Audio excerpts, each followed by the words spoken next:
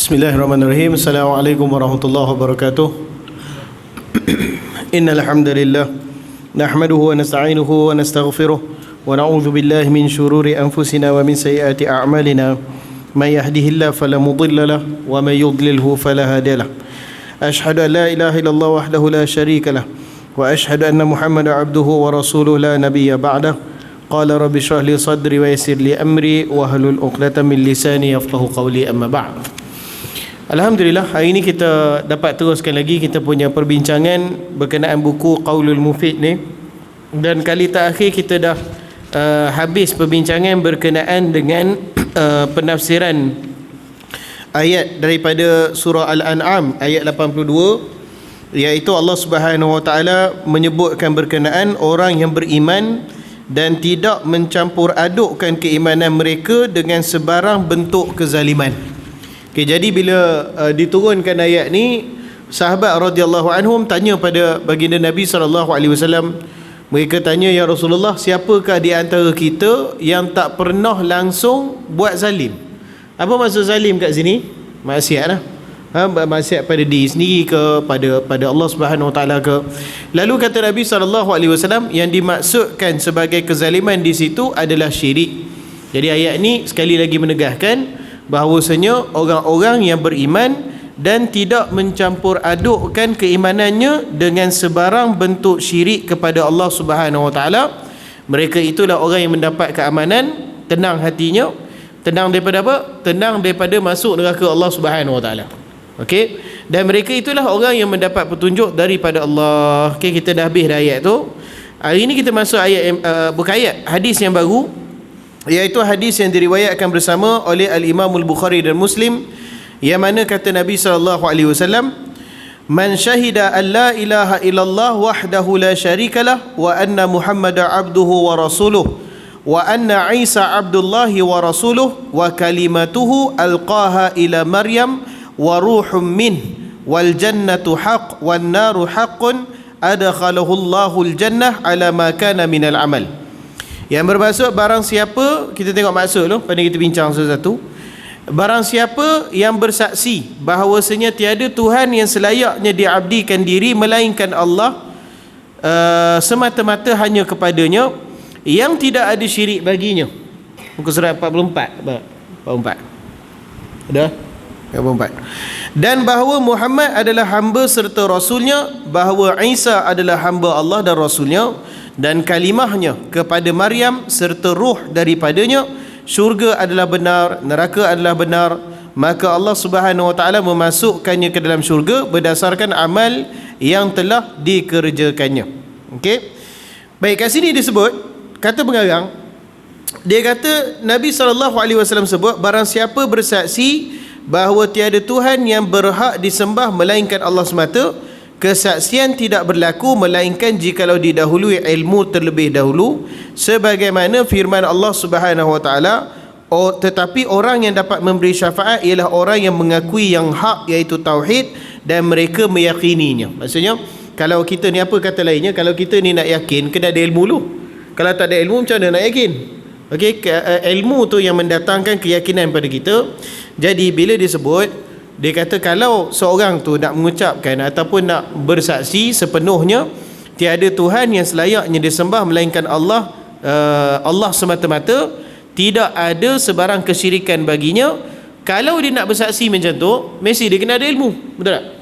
Ya? Orang nak bersaksi mesti kena ada ilmu. Kalau orang masuk dalam mahkamah, dia nak bersaksi, dia kena ada ilmu ke? Bayangkan saya panggil bayang peguam panggil, saya panggil saksi pertama saya, naik kita naik. Awak bersaksi tak bahawanya fulan bin fulan ni bunuh kawan ni? Saya tak tahu apa tu. Sekarang ni awak boleh tak bersaksi? Tak, saya tak tahu apa, saya tak ada kat tempat kejadian. Yelah, tak ada tempat kejadian pun boleh tak awak bersaksi bahawanya fulan bin fulan ni bunuh fulan bin fulan? Tak boleh nak bersaksi lah, dia tak ada pengetahuan. Itu maksudnya. Okey, jadi dalam bukan sahaja dari sudut pengetahuan, bahkan syahadah ni, maksudnya kita sebut asyhadu ni, maksud dia bukan sekadar anzuru, Anzuru maksudnya saya lihat. Ashhadu ni saya menyaksikan. Maknanya betul-betul betul-betul confident. Okey, sebab tu bila dalam mahkamah, memang kalau Arab tu memang peguam tak akan tanya, awak nampak ke dia bunuh fulan bin fulan bunuh fulan.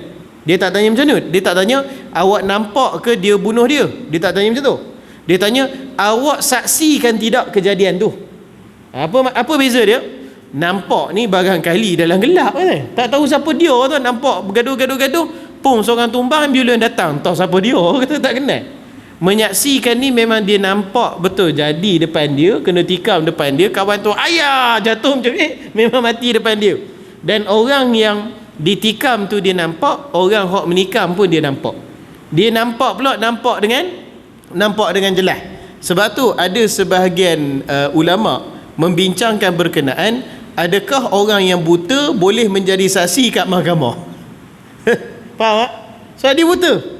Tak nampak apa. Jadi hakim kata, awak nampak tak dia bunuh fulan bin fulan? Saya buta, tak nampak apa. Dia kata, saya dengar suara barangkali macam tu. Okey, jadi apa dia punya implikasi nak sebut kat situ? Kesaksian memerlukan kepada ilmu. Kesaksian memerlukan kepada ilmu. Okey. Kalau kesaksian itu memerlukan kepada ilmu, macam mana kita nak meyakini bahawasanya tiada Tuhan yang selayaknya disembah melainkan Allah, sedangkan kita tak nampak dia? Itu soalan yang ditimbul kat sini. Okey, kita bukannya maksudnya pernah naik ke langit kan? Yang pernah naik ke langit ni ayah pain dia. Naik ke langit, jumpa dengan Allah Subhanahu Wa Taala, lalu dia tengok, dia turun kat kita, dia kata memang ya sungguhlah, dia kata tiada Tuhan yang selayak disembah melainkan Allah. Saya naik ke atas memang tak nampak siapa-siapa, nampak dia seorang, barangkali dia tu.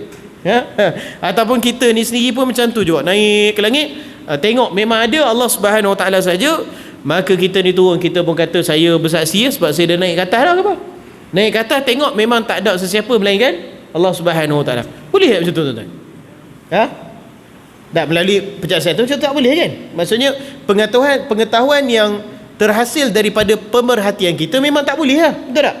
Sebab tu kita kata dalam Islam ni sumber ilmu bukan semestinya daripada apa yang kita tengok. Okey? Sumber ilmu, saya ulang balik, sumber ilmu tidak semestinya daripada apa yang kita tengok. Ada sumber ilmu yang kita panggil sebagai naluri, ada sumber ilmu yang kita panggil sebagai ilham. Tuan-tuan tengok haiwan bila dia buat dia punya sarang dia punya binaan dia tu canggih ke tak canggih? Canggih oh. Tengok Allah Subhanahu Wa Taala suruh kita tengok kepada lebah kan, macam mana dia buat sarang dia. Ada tak orang ajar lebah tu? Okey, lebah sekarang hang duduk, hang punya sarang ni kena bentuk oktagon. Ada orang ajar dia tak? Tak ada orang ajar dia macam tu kan? Ataupun macam mana harimau memburu, dia punya teknik memburu dia kan, macam mana dia kejar tu pula tak ada pula, dia tangkap dia gigit kaki, dia tangkap dia gigit mana, dia tengkuk. Ada tak orang ajar dia? Kalau hang buru tu, hang ligan kawan tu, hang gigit kat tengkuk dia, hang gigit kat kaki, hang tak dapat apa, ada tak orang ajar dia? Tak ada orang ajar dia. Okey, jadi mana benda ni semua datang? Sebab tu kita kata sumber ilmu tak semestinya daripada pemerhatian kita. Sebab haiwan yang tak reti duduk dalam kelas belajar pun, haiwan yang tak reti duduk dalam kelas belajar pun, tapi ada benda-benda yang dia reti buat, betul tak? Okey, itu menunjukkan sumber ilmu bukan semestinya daripada apa yang kita lihat. Bahkan kita kata tidak semestinya daripada apa yang akal kita boleh fikir. Sebab apa Ustaz? Sebab haiwan bukan berakal pun, tak berakal pun, tapi dia boleh buat benda-benda yang sampai ke satu tahap kita kata ada juga setengah haiwan yang boleh buat benda-benda yang sangat kompleks. Macam contoh ikan lomba-lomba, dia boleh macam ada perbualan di antara dia. Dia ada isyarat-isyarat tertentu. Jadi mana datang ilmu ni? Sebab tu dia tuliskan kat sini, ilmu ni banyak dia punya cara datang dia. Salah satunya untuk haiwan kita panggil intuisi ataupun naluri. Okey, intuisi ni memang Allah Subhanahu Wa Taala dah letakkan dalam diri dia. Sebagai contoh Allah Subhanahu Wa Taala sebut, auzubillahi minasyaitonir rajim, wa auha rabbuka ilan nahli.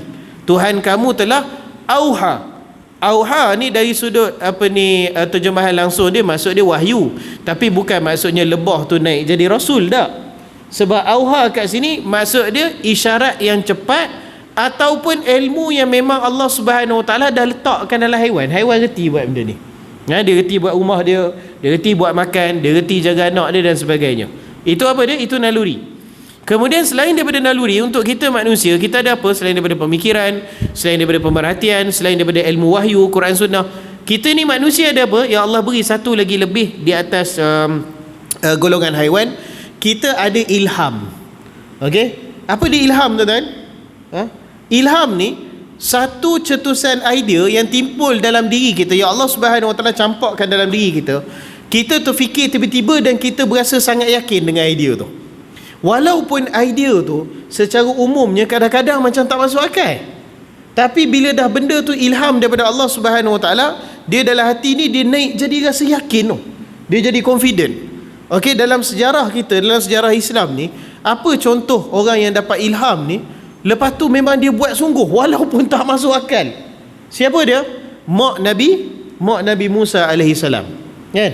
Apa kisah Nabi Musa alaihi salam? Firaun mimpi. Firaun dia mimpi satu malam, dia mimpi ada satu api keluar daripada rumah Bani Israel. Dan api itu sambar semua penduduk Mesir melainkan Bani Israel. Jadi semua orang habis kena belaka api tu. Yang tak kena Bani Israel saja. Lalu siang harinya dia pun cari pada dia punya tukang tafsir mimpi dia.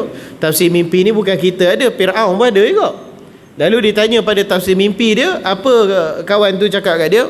Kawan tu kata, setakat yang saya faham ni, mimpi tuan ni menunjukkan bahawasanya nanti akan ada seorang lelaki daripada Bani Israel yang akan menjatuhkan pemerintahan tuan. Kata, ada seorang lelaki Bani Israel akan menjatuhkan pemerintahan tuan. Dia pun naik cuak. Bila dia naik cuak, apa dia buat? Apa Allah Subhanahu Wa Taala sebut dalam surah Al-Baqarah? Yudzabbihuna abna'akum wa yastahyuna nisa'akum. Apa Allah Subhanahu Wa Taala ceritakan balik? Dia arahkan ke semua bayi lelaki Bani Israel yang baru lahir, kesemuanya dibunuh pada hari itu. Firaun, bayangkan bayi. Saya baru ni dengar berita yang orang Myanmar tu campak anak atas MRR2. Saya baca malam tu tak boleh tidur, tuan-tuan. Gendong anak dia di antara umur 6 ke 8 tahun. Mana 6 tahun tu dia gendong, hak dua lagi tu saksi kata nampak dia pegang sampai kat tepi MRR2 tu, hak gendong tu dia campak, dia ambil itu dia campak, hak seorang lagi tu pun dia campak. Lepas dia campak, dia sendiri terjun. So daripada 3 orang tu, seorang selamat tapi cedera parah. Saya tak tahu, hari ni saya tak sempat nak cari berita, bukan tak sempat, terlupa 2 pinggir lain ni.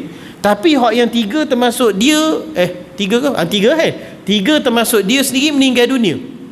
Hak ni benda hak yang memang Allah, kita fikir dengar macam tu pun tak boleh nak. Saya terganggu, tak boleh nak tidur malam tu baca berita tu. Firaun mengarahkan ke semua bayi lelaki Bani Israel yang baru lahir dibunuh pada hari tu. Bunuh, masuk rumah Bani Israel bunuh, masuk rumah Bani Israel habis. Dia sapu habis, bunuh habis belaka.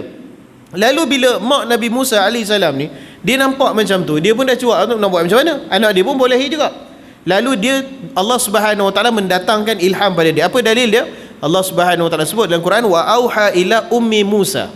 Auha kat sini bukan maksud wahyu tak, tapi auha kat sini kami mengilhamkan kepada mak Nabi Musa AS. Untuk apa? Untuk letak dia dalam bako, hanyutkan dia dalam sungai. Hak ni kita kata kalau zaman sekarang orang buat macam ni, orang buat anak Ustaz. Dah yang ni dia nak selamatkan anak dia. Dia letak anak dia dalam bako, letak Nabi Musa dalam bako, hanyutkan dalam sungai. Dia suruh kakak Nabi Musa alaihi salam. Nama kakak Nabi Musa senang nak ingat. Nama kakak Nabi Musa apa? Maryam juga, macam mak Nabi Isa alaihi salam. Ya, nama kakak dia Maryam juga. Jadi Maryam mak Nabi Isa, mak Nabi Isa terbalik habis. Maryam kakak Nabi Musa ni, dia mak dia beritahu kat dia, kamu pergi ikut adik kamu, tengok dia lepas ke mana, kata. Lalu dia pun ikut. Tak silap saya, hadis ke Quran? Saya hadis, saya rasa Quran, tak salah, nanti saya balik. Tapi adalah sahih lah, dia ikut apa ni Nabi Musa tu. Lalas sikit dia balik kat mak dia, dia beritahu apa? Dia kata, mak, bakul Musa tu, bukan Nabi Musa lah, bakul Musa tu masuk ke istana Firaun, berhenti kat kaki Asyah tu. Betul? Jadi perkara ni, benda kita kata siapalah orang nak letak anak dalam bakul, hanyut dalam sungai, hanyut pula tengok masuk ke istana, masuk ke istana Firaun. Yang ni nama dia ilham. Okey, ini nama dia ilham. Apa dia? Satu cetusan idea yang datang secara tiba-tiba dan hati kita berasa yakin dengan cetusan idea tu. Kita rasa macam bukan kita lah dia, kita rasa letak anak dalam bakul ni, masuk dalam sungai, insya-Allah selamat kot. Dia rasa macam tu. Okey, itu pun salah satu daripada sumber ilmu. Okey, baik, jadi balik kat sini, macam mana kita nak jawab? Dia kata kita nak bersaksi bahawasanya tiada Tuhan yang selayaknya disembah melainkan Allah, mesti kita kena ada ilmu berkenaannya, betul tak? Jadi kalau kita nak naik ke langit, nak tengok, oh tu memang tak dapat, memang tak akan jadi lah. Jadi mana nak datang ilmu tu? Ilmu tu adalah dalam bentuk naluri, bahawasanya Allah Subhanahu Wa Taala telah letakkan dalam diri setiap manusia ada naluri ini. Okey, iaitu dalam hadis Nabi SAW, kullu mauludin yuladu alal fitrah. Setiap bayi ataupun setiap anak yang dilahirkan itu dilahirkan di atas fitrahnya. Okey, fitrah tu apa Ustaz? Yang ni panjang perbincangan ulama. Sebahagian ulama kata fitrah tu Islam. Maksudnya siapa anak yang dilahirkan tu secara automatik dia adalah Islam. Yang ni sebahagian pandang macam tu dah. Tapi sebahagian kata tak, anak yang dilahirkan oleh mak ataupun ayahnya yang Islam barulah automatik dia Islam. Kalau mak ayah dia bukan Islam, sebenarnya mak ayah dia Kristian ke Yahudi ke apa, tak kira lah kan.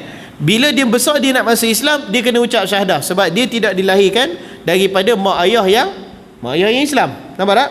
Jadi fitrah kat situ nampak gayanya bukan Islam lah, sebab orang yang lahir daripada mak ayah bukan Islam, dia masih kena mengucap dua kalimah syahadah. Boleh faham Ada juga sebagaimana Ibn Taymiyah kata, fitrah tu pada pandangan dia, fitrah tu maksud dia mentauhidkan Allah Subhanahu Wa Taala. Okey, maksudnya bila dikatakan setiap anak yang dilahirkan itu berdasarkan kepada fitrah. Apa fitrah kat situ? Saya rasa ni pandangan paling dekat kot, wallahu alam. Apa maksud fitrah kat situ? Fitrah kat situ maksudnya jiwa manusia ni kalau tak diganggu, tak diajar berlainan, kalau tak diganggu, memang dalam diri manusia ni ada kepercayaan bahawasanya Tuhan itu Esa. Ada kepercayaan macam tu. Walaupun barangkali nama Allah tu diperkenalkan kemudian, sebab kita lahir tak pernah dengar pun nama Allah Subhanahu Wa Taala tu. Sebab tu sebahagian memang saya bersetuju dengan amalan untuk bayi yang lahir elok diazankan telinga kanan dan diiqamatkan telinga kiri dia. Sebab apa? Sebab waktu dia lahir tu, macam-macam mana pun dia lahir, segala benda dia dengar bila dia lahir tu.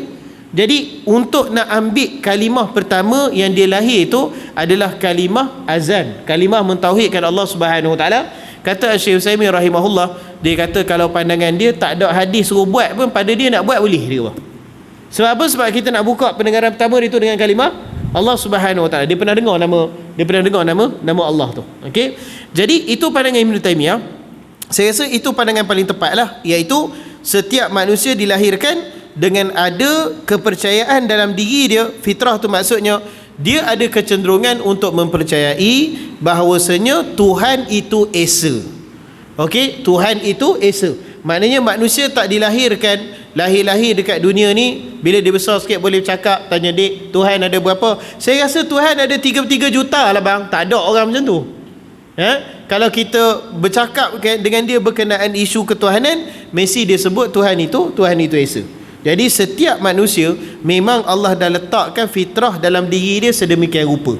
Okey, sebab itulah nilah juga menjawab persoalan. Ada sekali itu kita pernah bincang, tak tahulah kat sini kat lain saya pun dah tak ingat dah.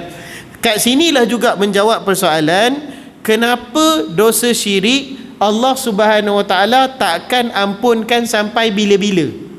Okey, kita selalu cakap kan, kalau orang yang melakukan syirik pada Allah Subhanahu Wa Taala kemudian dia tak sempat bertaubat, okey, dia buat syirik, barangkali dia jumpa bomoh ke, barangkali dia jumpa bomoh minta tikar nombor ekor ke, ikut dan apa dia buat dosa syirik, lalu dia mati dalam keadaan tak sempat bertaubat pada Allah Subhanahu Wa Taala. Allah ampun dosa dia pun ataupun tidak? Dia mati dalam keadaan tak bertaubat, adakah Allah akan mengampunkan dosa dia ataupun tidak? Tidak, takkan sampai bila-bila, betul tak? Okey, tapi kalau kita tengok dosa-dosa yang lain, dosa-dosa besar yang lain, macam contoh hadis yang daripada Abu Sa'id Al-Khudri itulah, hadis yang sangat terkenal tu, orang tu dia bunuh 100 orang, betul tak? Waktu dia mati tu dia sempat taubat ke tak sempat taubat? Tak sempat taubat. Tapi Allah Subhanahu Wa Taala, Allah ampunkan dia. Ya? Ada kes yang tak sempat taubat pun mati, memang Tuhan ampunkan. Ada kes. Nak cerita apa? Bahawasanya dosa-dosa besar Allah Subhanahu Wa Taala kalau dia berkehendak, dia boleh ampunkan. Bukan saja dosa kecil, malahan dosa besar pun sama juga. Kalau dia berkehendak, dia boleh ampunkan. Ada satu hadis yang saya pernah baca tu, hadis berkenaan 99 sijil dengan satu kad.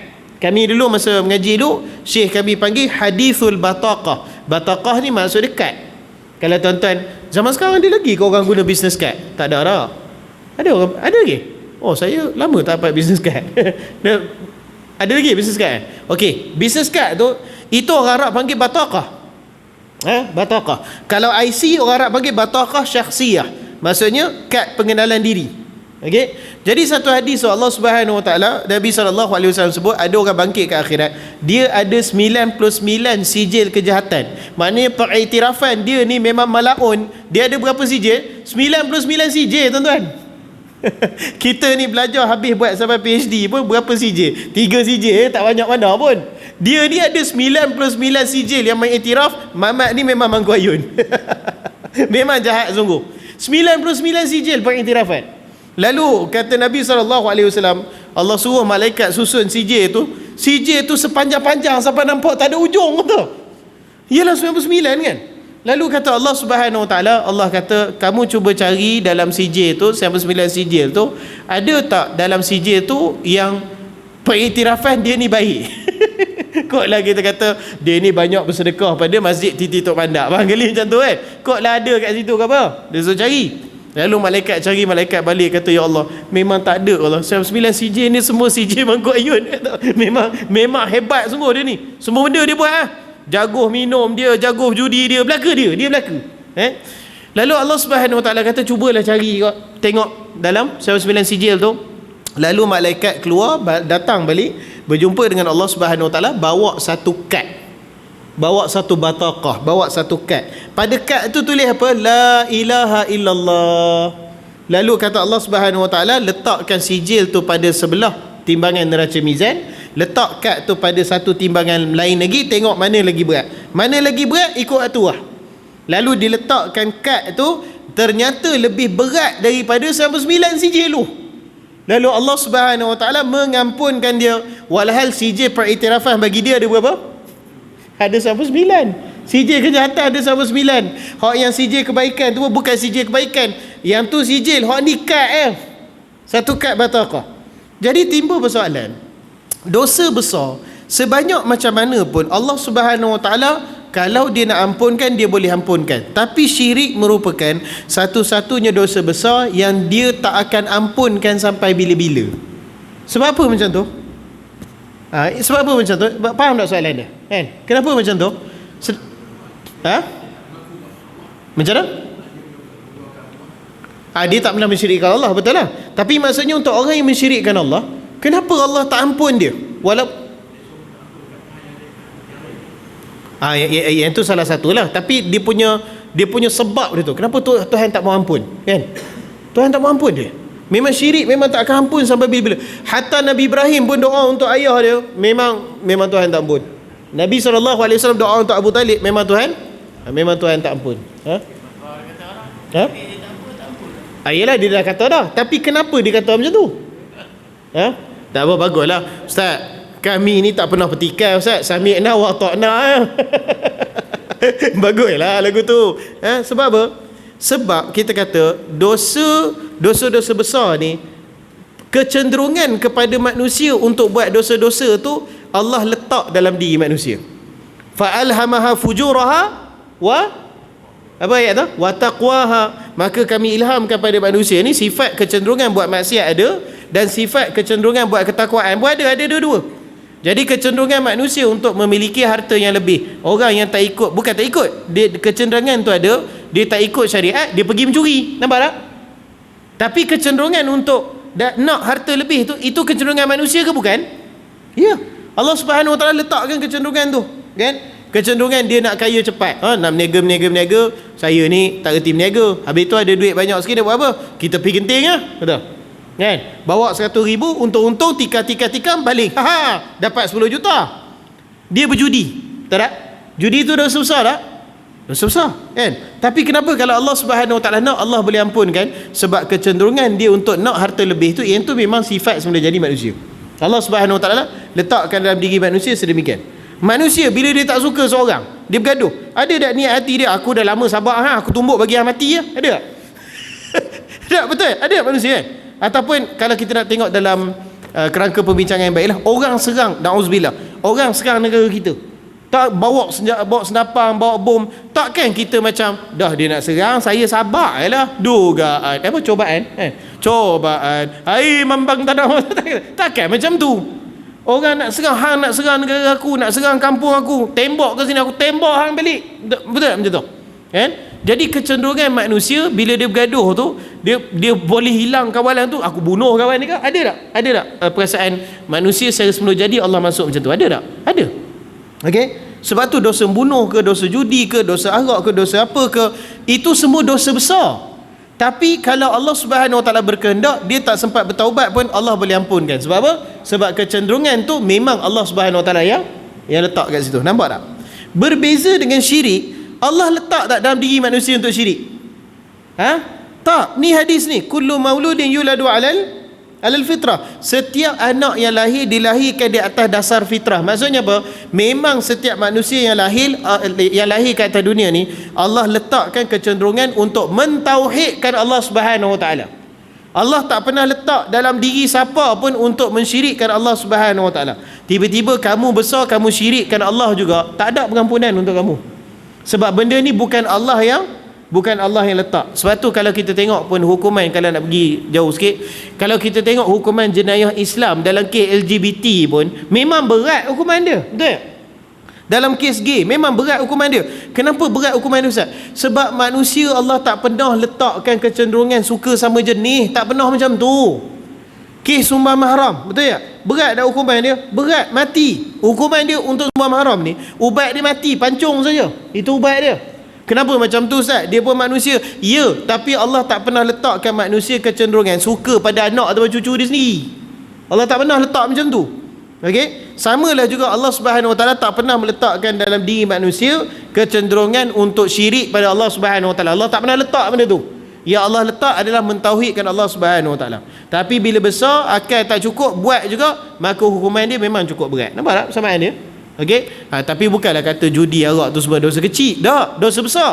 Tapi kalau Allah berkehendak, boleh Allah ampunkan, sebab kecenderungan kepada perkara tu asalnya, benihnya memang diletakkan oleh Allah Subhanahu Wa Taala. Cuma manusia tu salahnya dia tak erti kawal lah, dia tak kawan dengan elok. Okey? Itu sebab dia. Baik. Kemudian dia sebut, ada kalanya ilmu itu diperoleh dengan cara mencari, seperti memahami ayat Allah dan memikir kandungannya. Jadi harus ada ilmu bahawa dengan la ilaha illallah terlebih dahulu, baru kemudian kesaksian dengannya. Okey. Kemudian dari sudut bahasa ni saya tak sentuh lah. Lafaz la ilaha artinya tidak ada sesuatu dijadikan ilah, dan bukan sekadar tidak ada ilah. Yang dijadikan ilah artinya yang disembah, yang diabdikan dengan kecintaan dan pengagungan. Engkau menyintainya dan engkau mengagungkannya kerana engkau mengetahui sifatnya agung dan perbuatannya yang mulia. Kemudian lafaz illallah artinya tidak ada yang dijadikan ilah ataupun sembahan melainkan Allah. Kerana itulah dikisahkan daripada orang-orang Quraisy, perkataan mereka, mengapa ia menjadikan ilah-ilah itu ilah yang satu sahaja? Sesungguhnya ini benar-benar suatu hal yang sangat menghairankan. Okey? Maksudnya apa? Yang menghairankan ni pun banyak kali saya sebut, yang menghairankan masyarakat Quraisy Mekah bukan nama Allah tu, tahu? Bukan nama Allah tu, bukan tukih dia. Mereka pun sembah Allah Subhanahu Wa Taala juga. Tapi idea bahawasanya tidak ada Tuhan yang selayaknya disembah melainkan Allah. Idea tu yang dia tak boleh terima. Okey? Sebab pada dia Hubal pun ilah juga. Pada dia Lat pun Allatu juga ilah juga, nama-nama Tuhan di belakang itulah kan. Itu semua pun Tuhan selain daripada Allah Subhanahu Wa Taala. Maka yang menghairankan mereka tu adalah kenapa Nabi SAW sebut Tuhan yang selayaknya disembah hanyalah Allah Subhanahu Wa Taala. Sebab tu Abu Bakar As-Siddiq waktu di Mekah dia pernah kena tumbuk, dia sampai pingsan kena tumbuk. Okey, masa dia kena belasah tu dia sebut apa? Dia kata, apalah yang kamu benci sangat dekat kami ni, sedangkan kami ni orang yang cuma mengatakan Tuhan yang selayaknya dia sembah adalah Allah. Itu je kami sebut. Bukannya kamu tak kenal Allah pun, bukannya kamu tak sembah Allah pun. Kami sebut kami sembah Allah, kamu benci gila kat kami. Okey? Jadi idea dia bukan nama tu, tak. Idea dia adalah Tuhan-Tuhan yang mereka sembah selain Allah tu adalah sembahan palsu. Benda tu yang dia tak dapat terima. Okey? Adapun tentang firman Allah, kerana itu tiadalah bermanfaat sedikit pun kepada mereka sembahan yang mereka seru selain daripada Allah Subhanahu wa taala. Okey? Jadi sembahan yang mereka seru ni maknanya apa? Perkara-perkara gaib yang mereka agungkan, yang mereka taati, yang mereka sembah, yang mereka cintai, dan mereka seru untuk memohon pertolongan ataupun apa pun selain daripada Allah Subhanahu wa taala, perkara tu tak mendatangkan manfaat walaupun sedikit. Okey, hari ni 10 Muharram. Sebenarnya semalam saya duk terfikir nak mesej Syekh Faisal kita, kot kita nak buat kuliah 10 Muharram malam ni. Semalam lah saya terfikir kan. Lepas tu fikir terlupa habis terus. Kot lah sebab 10 Muharram ni nak cakap pasal apa? Nak bercakap pasal Syiah ke, pasal Husain ke, tukar-tukar lah sikit kata kan. Tapi lupa Syekh tuan. Dia buat kerja lain apa semua, lupa. Okey, geng Syiah ni sekarang ni hari ni 10 Muharram. Okey, kalau tuan-tuan kalau tuan-tuan lalu dekat YouTube, memang mereka ada buat live telecast dengan Karbala dekat dekat Iraq tu. Saya memang duk tengok daripada 8 Muharram saya duk tengok. Daripada 8 Muharram itu mereka dah berkumpul dah ya Husain apa semua dah. Daripada 8 Muharram tu. Jadi hari ni hak yang dia nak sebat badan tu semua hari ni lah. Okey. Mereka menyeru pada siapa? Mereka menyeru kepada ahli bait, kepada ahli keluarga Nabi SAW. Mereka menyeru pada Husain, mereka menyeru pada Fatimah, mereka menyeru pada keturunan mereka dan sebagainya. Semua ni kata Allah Subhanahu wa taala adalah sembahan yang batil, tidak memberi sebarang manfaat pun pada kamu. Okey? Cuma saja ada orang tanya.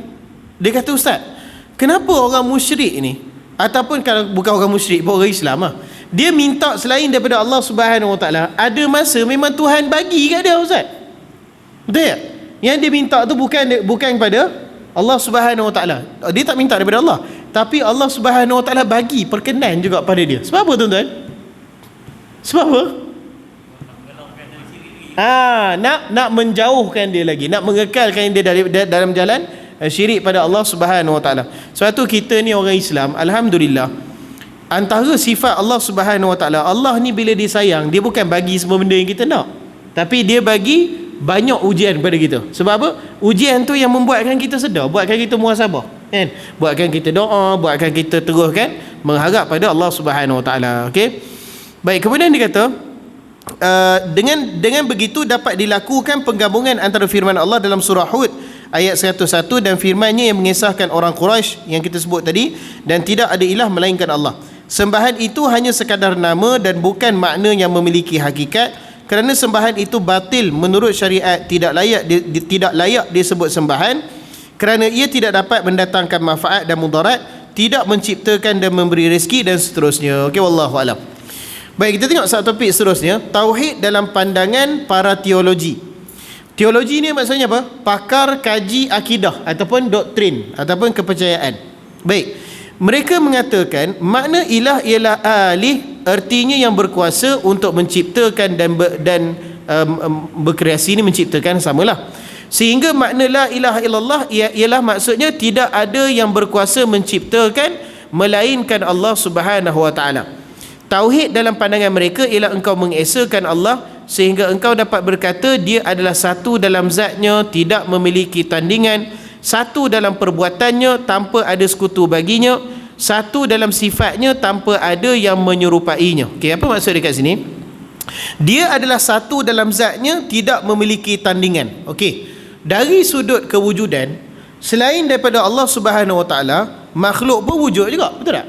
Kan? Maknanya kita ada khalik dengan makhluk, kita ada pencipta dengan apa maksud makhluk tuan-tuan? Yang selain daripada Allah, makhluk maksudnya yang diciptakan. Yang diciptakan. Jadi khalik pencipta, makhluk yang diciptakan. Jadi kita kata dari sudut kewujudan, khalik itu wujud, makhluk juga wujud. Okey? Sebab tu dia kata dia adalah satu dalam zatnya. Apa maksudnya? Walaupun wujud makhluk, tetapi tidak ada makhluk yang dapat menandingi zat Allah Subhanahu Wa Taala. Tu maksudnya. Okey, jadi dari sudut keesaan Allah tu bukan dari sudut dia saja yang wujud, tak. Kita pun wujud juga. Boleh faham tak? Tetapi yang perbezaan yang menjadikan dia esa itu adalah tidak ada zat yang setanding dengan zat Allah Subhanahu Wa Taala. Tak ada yang besar macam dia, tak ada yang berkuasa macam dia, tak ada yang bijaksana macam dia, dan seterusnya lah. Okey. Begitu juga dia kata satu dalam perbuatannya tanpa ada sekutu baginya. Satu dalam perbuatannya tanpa ada sekutu baginya. Maksudnya apa?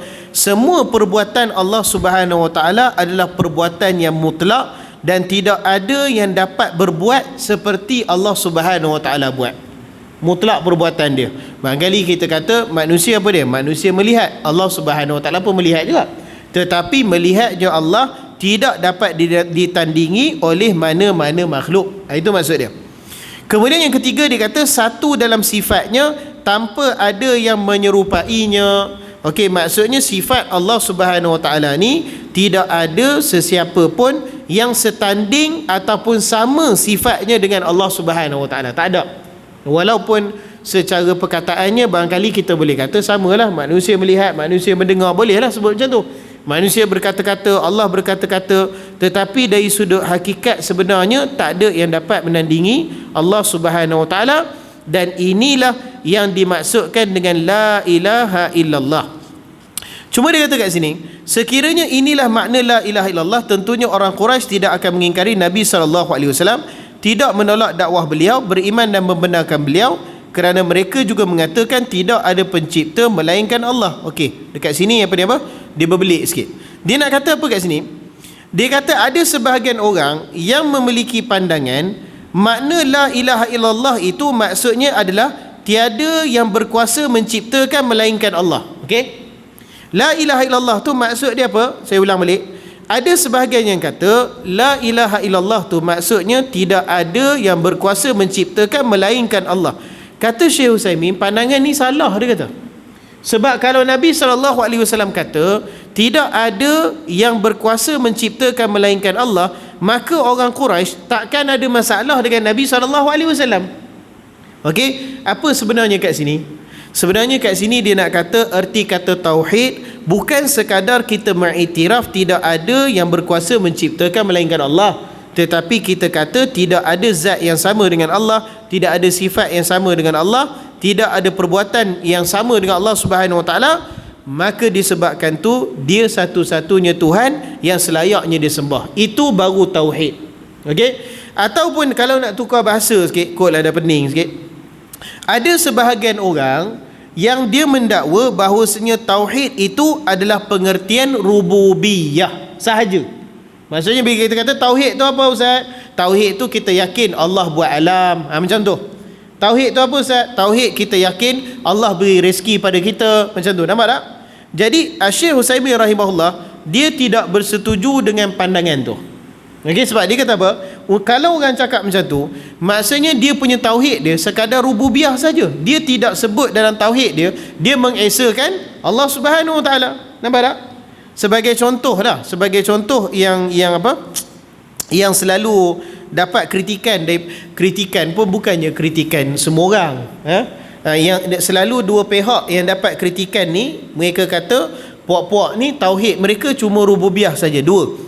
Yang pertama, tuan-tuan pernah dengar tak Syekh Muhammad Abduh? Pernah dengar tak? Syekh Muhammad Abduh ni tokoh pembaharuan lah kan. Jadi dia bila berbicara berkenaan tauhid, gaya dia punya sebut tauhid tu sekadar rububiyah saja. Gaya dia sebut dekat mulut dia.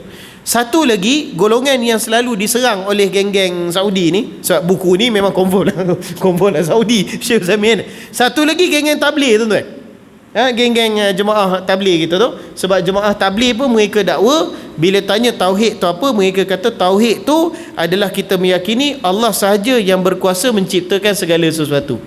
Maka dakwaan geng-geng Saudi ni pada kami lah, saya dengan kawan-kawan saya apa semua, dakwaan mereka ni agak berat. agak berat. Mereka kata golongan ni cuma beriman dengan rububiyah Allah Subhanahu Wa Taala saja. Sebenarnya yang ni, bila kami bincang balik ni apa semua, sebenarnya yang ni, ini beza dari sudut perkataan perbincangan saja. Okey, sebab apa? Apa dalil paling besar? Orang tabligh tu bila dia solat, dia sembah siapa? Orang tabligh tu bila dia solat, Allahu Akbar kan? Dia solat, dia sembah siapa? Allah Subhanahu Wa Taala. Uluhiyah lah tu. Itu tauhid uluhiyah lah tu. Dia solat tu, dia solat sembah siapa? Hanya kepada Allah Subhanahu Wa Taala. Yang tu uluhiyah lah tu bang. Cuma dia tak sebut, tapi melalui daripada dia punya perbuatan. Nampak tak? Itu Syekh Muhammad Abdul tu pun sama, kata. Dia berpuasa. Puasa dia tu niat kepada siapa? Pada siapa? Allah Subhanahu Wa Taala. Yang tu tauhid uluhiyah lah tu bang. Cuma saja dalam perbincangan kerangka tauhid, dia tertinggal, dia tak sebut perkara tu. Tapi dari sudut perbuatan dia, dari sudut keyakinan dia, ada tak dia kata tauhid ni, kita percaya tiada yang berkuasa menciptakan melainkan Allah, tapi bila kita solat, itu kita solat kat Tuhan Buddha. Ada tak sebut macam tu? Mana ada? Nampak tak?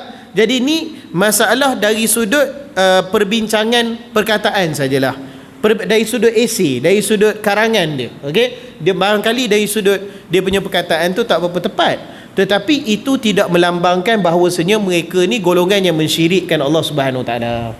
Okey, mereka tidak menyembah selain daripada Allah, mereka tidak beribadah selain daripada Allah. Sebab tu kita kata masalahnya dekat mereka punya penerangan tu masalah sikit, macam tak berapa tepat. Itu saja. Okey, tapi nak kata mereka ni golongan yang musyrik, sebab saya pernah jumpa geng-geng yang belah-belah pro Saudi ni, memang mereka cakap, mereka kata golongan tabligh ni musyrik. Allahu Akbar. Tak sedap lah, tak seronok lah cakap macam tu. Sedangkan jelas mereka saudara kita, tak ada masalah apa kata. Saya pernah jumpa, ada sekali saya mengajar dekat masjid Kampung Sena, Nun dekat dekat Kedah sana kan. Saya habis mengajar tu, imam tu datang, dia kata, Ustaz, hari ni ada geng-geng tabligh tumpang masjid kan. Cuma kami tak reti nak cakap dengan mereka ni, Ustaz. Pasal apa? Sebab mereka ni tabligh Arab, bukan tabligh Melayu. Tabligh Arab, tak cakap bahasa Inggeris, tak cakap bahasa Melayu kan. Lepas tu dia cakap bahasa Arab, takkan Tamil tak? Nama tabligh Arab atau. Lepas tu dia datang jumpa saya, dia cakap, oh dalam kuliah tadi awak sebut sediakan apa semua. Saya pun sembang. Dia kata, bagus ni apa semua, dia kata kan. Apa ni, saya suka datang sini. Saya tanya dia, kata, tuan ni datang segerombolan ni daripada mana? Dia kata, kami daripada Saudi, kata. Kami daripada Mekah, geng tabligh Mekah, kata. Jadi dia pun cakap, kat sini dia kata nampak gaya Hanabilah macam kuat kat sini. Oi, cerdik kawan ni, kata.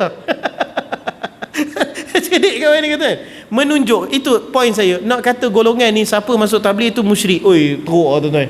Walaupun kita kata betul lah, dari sudut perbincangan itu boleh diperbaiki dari sudut ketepatan ilmu tu, tapi dari sudut niat mereka tu tak ada lah mereka sembah selain daripada Allah Subhanahu Wa Taala. Okey, jadi tak perlu kita kritik banyak sangat, tak perlulah. Benda tu sikit-sikit je.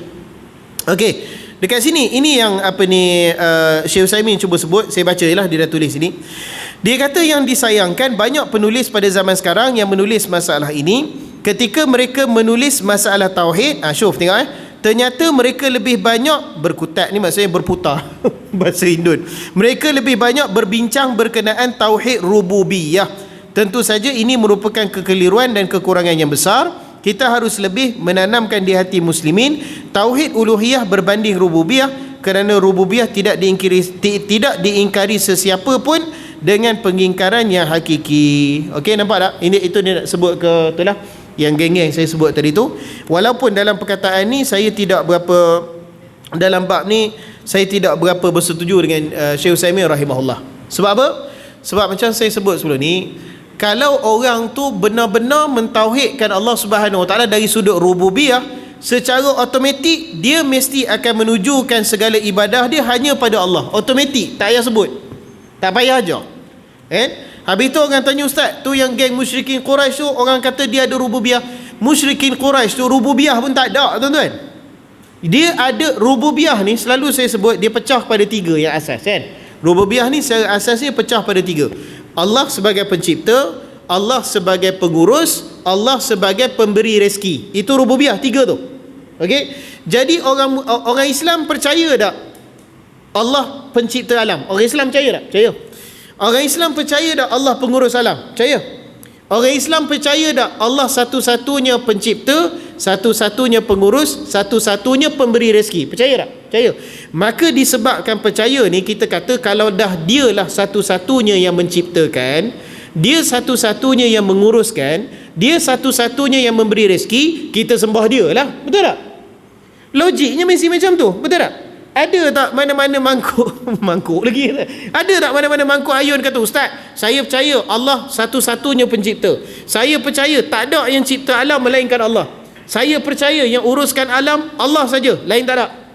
Saya percaya yang memberi rezeki alam Allah saja, lain tak ada. Tapi saya percaya Buddha ni Tuhan. Ada tak orang bodoh percaya macam tu? Tak ada, betul tak? Jadi kalau seseorang tu dia percaya betul dengan tauhid rububiyah secara sempurna, tiga perkara ni, mesti dia sembah siapa? Mesti dia sembah Allah Subhanahu Wa Taala. Betul tak? Tak betul ni? Ke confuse? Betul tak? Kan? Okey. Bila Ustaz, habis tu yang orang kata musyrikin Mekah tu ada tauhid rububiyah, yang tu saya tak setuju. Orang musyrikin Mekah rububiyah pun tak ada, saya kata. Sebab apa? Sebab mereka cuma yakin satu-satunya Tuhan yang menciptakan alam adalah Allah. Yang tu mereka percaya tak? Mereka percaya, betul tak? Mereka kata yang menciptakan bumi dan langit memang Allah Subhanahu Wa Taala. Tapi pergi dekat tempat kedua, kita kata orang musyrikin Mekah, mereka percaya tak satu-satunya yang menguruskan alam Allah? Maksudnya yang turun hujan Allah, yang beri rezeki Allah, yang beri anak Allah. Mereka percaya ke tak percaya dengan benda tu? Percaya ke tak percaya? Ha? Jam dah. Ha? Tadi nampak pakai anggur. Dia percaya tak percaya? Dia tak percaya. Dia percaya yang menurunkan hujan adalah Lata. Dia percaya yang bagi rezeki adalah Uzza. Maknanya dia tak percaya Allah sebagai satu-satunya pengurus alam. Nampak tak? Dia cuma percaya bahagian Allah satu-satunya pencipta alam. Satu tu je dia percaya. Jadi boleh tak kita kata dia ni ada tauhid rububiyah? Tak ada, tuan-tuan. Rububiyah pun dia tak ada. Okey? Sebab tu kita panggil tauhid tiga serangkai. Apa maksud tauhid tiga serangkai? Maknanya kalau ada satu, mesti ada tiga. Kalau ada tiga, mesti beriman dengan setiap satu. Itu maksud tauhid tiga serangkai. Okey? Ini dalam bab tauhid tiga serangkai ni saya tengok ramai orang ngajar tauhid tiga pun confuse lagi. Itu yang duk jadi duk gaduh dengan geng sifat 20 apa semua. Memang geng tu tanya kita pun, macam mana musyrikin Mekah, memang Quran sebut musyrikin, kamu kata mereka ni golongan tauhid rububiyah, golongan tauhid, tak boleh terima benda tu. Betul dekat mereka. Betul, point tu betul pada saya lah. Betul dekat mereka. Macam mana kamu kata musyrikin Mekah tapi tauhid? Boleh tak musyrik dengan tauhid berkumpul? Boleh tak? Tak boleh. Satu kita kata tak, memang silap pun. Hak sebenarnya musyrikin Mekah tu tauhid rububiyah pun dia tak ada. Memang musyrik hakiki ya kata. Okey? Boleh faham tak apa, kalau jam rehat dulu seminggu kita jumpa lagi insya-Allah. Baik, sallallahu alaihi Muhammad wa alihi wasallam. Assalamualaikum warahmatullahi wabarakatuh.